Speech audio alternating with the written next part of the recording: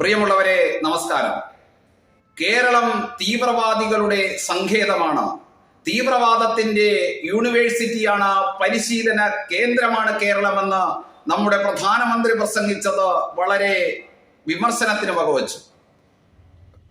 പ്രധാനമന്ത്രി പറഞ്ഞു, സോമാലിയ പോലുള്ള നമ്മുടെ കേരളം, സോമാലിയക്ക് സമാനമായിട്ടുള്ള കേരളം, ആ കേരളത്തിൽ തീവ്രവാദത്തിന് യാതൊരു ദാരിദ്ര്യവുമല്ല, തീവ്രവാദത്തിന്റെ യൂണിവേഴ്സിറ്റി ആയിട്ട് കേരളം മാറിക്കഴിഞ്ഞിരുന്നു, ഭീകരതയുടെ ലോകദാതാവായിട്ട് കേരളം മാറിയിരിക്കുന്നു എന്ന് പ്രഖ്യാപിച്ചത് വലിയ വിവാദങ്ങൾക്ക് തന്നെയാണ് വഴിവെച്ചത്. പക്ഷേ ഇന്ന് പി ജയരാജൻ എഴുതിയ പുസ്തകം വിവാദമാകുമ്പോൾ നമ്മൾ ഓർക്കേണ്ടത് 2013 മെഡിക്കൽ വിദ്യാഭ്യാസത്തിന് വേണ്ടിയിട്ട് സെഞ്ചുറി മെഡിക്കൽ കോളേജിലേക്ക് കാസർഗോഡേക്ക് പോയ നിമിഷ ഫാത്തിമയും സോണിയ സെബാസ്റ്റ്യനും മറിയൻ ജോസഫും റഫീലയും ഒക്കെ 2013 കാണാതായിട്ട് അതിനെ കുറിച്ച് കൃത്യമായിട്ട് അന്വേഷിച്ച് ടി.പി. സെൻകുമാറിന്റെ നേതൃത്വത്തിലുള്ള പോലീസ് സംഘം അതിന്റെ റിപ്പോർട്ട് തയ്യാറാക്കി സർക്കാരിന് സമർപ്പിക്കുമ്പോൾ ISIS റിക്രൂട്ട്മെന്റിന്റെ കണ്ണികളായിട്ടുള്ള മുഴുവൻ ആളുകളെയും കണ്ടെത്തി കയ്യാമം വെച്ച് ജയിലിൽ അടയ്ക്കുന്നതിന് പകരം മൗനം പാലിക്കുകയാണ് കേരളത്തിന്റെ ഭരണകൂടം ചെയ്തത്. മൗനം പാലിച്ചു എന്ന് മാത്രമല്ല, വോട്ട് ബാങ്ക്, സംഘടിതമായിട്ടുള്ള വോട്ട് ബാങ്കിന് വേണ്ടിയിട്ട് ഈ മത തീവ്രവാദികളുടെ മുന്നിൽ ഈ ദേശീയത അടിയറ വെച്ചുകൊണ്ട്, നമ്മുടെ നാടിന്റെ ജനതയുടെ സുരക്ഷിതത്വം അടിയറ വെച്ചുകൊണ്ട് മൗനം പാലിച്ചത് മാത്രമല്ല, ഇത്തരത്തിലുള്ള റിക്രൂട്ട്മെന്റുകൾ തുടർന്ന് നടത്തുവാൻ വേണ്ടിയിട്ടുള്ള മൗനാനുവാദവും നൽകി എന്ന് തന്നെ പറയേണ്ടി വരും. എല്ലാ വാർത്തകളും വിവാദമാകുന്ന നമ്മുടെ കേരളത്തിൽ മാധ്യമങ്ങൾ ചെറുതും വലുതുമായിട്ടുള്ള എല്ലാ വാർത്തകൾക്കും വലിയ വലിയ ചർച്ചകൾ സംഘടിപ്പിച്ച് വിവാദങ്ങൾ സൃഷ്ടിക്കുന്ന കേരളത്തിൽ ഈ ISIS റിക്രൂട്ട്മെന്റിനെ കുറിച്ചുള്ള ചർച്ചകൾ വളരെ പെട്ടെന്ന് തന്നെ കെട്ടവസാനിച്ചു. IS റിക്രൂട്ട്മെന്റിനെ കുറിച്ചുള്ള ചർച്ചകൾ അവസാനിച്ചു എന്ന് മാത്രമല്ല, ഈ പൊളിറ്റിക്കൽ ഇസ്ലാം സംവിധാനം അല്ലെങ്കിൽ തീവ്രമായിട്ടുള്ള ഇസ്ലാമിക ആശയങ്ങൾ ഈ രാജ്യത്ത് വലിയൊരു മാറ്റത്തിന് വേണ്ടിയിട്ട് പരിശ്രമിക്കുന്ന, ആ മതാധിപത്യത്തിന് വേണ്ടിയിട്ട് പരിശ്രമിക്കുന്ന കേന്ദ്രങ്ങൾ ചിന്തിക്കുന്ന തരത്തിലേക്ക് മാധ്യമങ്ങളുടെ ചർച്ചകൾ വഴിതിരിഞ്ഞതും കേരളത്തിന്റെ പൊതുസമൂഹം കണ്ട കാര്യം തന്നെയാണ്.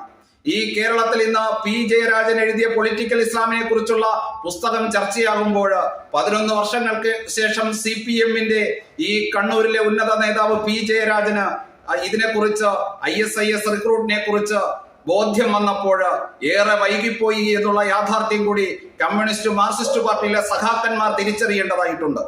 ഇന്ന് കേരളത്തിന്റെ എല്ലാ ഗ്രാമങ്ങളും നഗരങ്ങളും ഇസ്ലാമിക ഭീകരവാദത്തിന്റെ സ്ലീപ്പർ സെല്ലുകൾ പിടിമുറുക്കി കഴിഞ്ഞു എന്ന് പി ജയരാജൻ പറയുമ്പോൾ, ഇത്രയും നാള് ഈ നാട് ഭരിച്ച കമ്മ്യൂണിസ്റ്റ് മാർക്സിസ്റ്റ് പാർട്ടിയുടെ പണി എന്താണ് എന്ന് പൊതുസമൂഹം തിരിച്ചു ചോദിക്കുന്ന ഒരു ചോദ്യം കൂടി ബാക്കിയുണ്ട്. അതുകൊണ്ട് അന്ന് ഇവിടുത്തെ ദേശീയ പ്രസ്ഥാനങ്ങളായിട്ടുള്ള ഹൈന്ദവ സംഘടനകൾ വാതോരാതെ പ്രസംഗിച്ചപ്പോൾ, ഈ ഭീകരതയെ കുറിച്ച്, ഇസ്ലാം തീവ്രവാദത്തെ കുറിച്ച്, IS റിക്രൂട്ട്മെന്റിനെ കുറിച്ച് പ്രസംഗിച്ചപ്പോൾ 153A അനുസരിച്ച് വർഗീയ പരാമർശത്തിന് കേസെടുത്തുകൊണ്ട് ഈ പ്രസംഗിച്ച, ഇത്തരത്തിൽ പൊതുസമൂഹത്തെ ജാഗരൂകരാക്കുന്നതിന് വേണ്ടിയിട്ട് വാദിച്ച ദേശീയ പ്രസ്ഥാനത്തിന്റെ പ്രവർത്തകരെയെല്ലാം കയ്യാമം വെച്ച് ജയിലിലടയ്ക്കുവാൻ തയ്യാറായിട്ടുള്ള ഇവിടുത്തെ കേരള സർക്കാർ അല്ലെങ്കിൽ കേരളത്തിന്റെ ഭരണകൂടം, ഇന്ന് ആ ഭരണകൂടത്തിന്റെ പ്രതിനിധികൾ തന്നെ, ആ ഭരണകർത്താക്കളുടെ ഇടയിൽ നിന്നുള്ള MLA-മാർ തന്നെ പൊളിറ്റിക്കൽ ഇസ്ലാമിന്റെ ഭാഗമായിട്ട് സർക്കാരിനെതിരെ യുദ്ധം പ്രഖ്യാപിക്കുന്ന രംഗം തന്നെയാണ് PV അൻവറിലൂടെയും KT ജലീലിലൂടെയും കാരാട്ട് റസാക്കിലൂടെയും കേരളത്തിന്റെ ജനസമൂഹം ഇന്ന് കണ്ടുകൊണ്ടിരിക്കുന്നത് എങ്കിൽ, ഇത് എല്ലാം നേരത്തെ പ്ലാൻ ചെയ്തു വെച്ച ഒരു അജണ്ടയുടെ ഭാഗം തന്നെയാണ്. നിമിഷ ഫാത്തിമയിൽ തുടങ്ങി ആ 4 പെൺകുട്ടികളിൽ തുടങ്ങി 2024 11 വർഷങ്ങൾക്ക് ശേഷം ഇന്നത്തെ നിലയിൽ എത്തി നിൽക്കുന്ന ഈ സാഹചര്യത്തിൽ ഇന്ന് പി ജയരാജനെ പോലുള്ള ഒരു വിപ്ലവ നേതാവ് അല്ലെങ്കിൽ ഒരു പുരോഗമന ചിന്താഗതിയുള്ള ഒരു നേതാവ്, അദ്ദേഹം എഴുതിയ പുസ്തകത്തിലൂടെ പറയുന്നു, കേരളം കൈവിട്ടുപോയി, ISIS റിക്രൂട്ട്മെന്റ് ഇസ്ലാം ഭീകരവാദത്തിന്റെ കൊടും ഭീകരവാദത്തിന്റെ കയ്യിലേക്ക് കേരളം വീണുപോയി എന്ന് പറയുമ്പോൾ, ഇത് കമ്മ്യൂണിസ്റ്റ് ഭരണകൂടത്തിന്റെ തികഞ്ഞ പരാജയം തന്നെയാണ് പി ജയരാജൻ ആ പുസ്തകത്തിൽ എഴുതി ചേർത്ത വരികളിലൂടെ പൊതുസമൂഹത്തോട് വിളിച്ചു പറയുന്നത്. യഥാർത്ഥത്തിൽ പച്ചയ്ക്ക് പറഞ്ഞാൽ പി ജയരാജൻ പറഞ്ഞു വയ്ക്കുന്നത് കമ്മ്യൂണിസ്റ്റ് ഭരണകൂടത്തിന്റെ പരാജയമാണ്, ഇവിടുത്തെ രാഷ്ട്രീയ പ്രതിപക്ഷ പാർട്ടിയായിട്ടുള്ള കോൺഗ്രസിന്റെ പരാജയമാണ്, പ്രത്യേകിച്ച് എടുത്തു പറയേണ്ടത് പിണറായി വിജയന്റെ പരാജയമാണ്.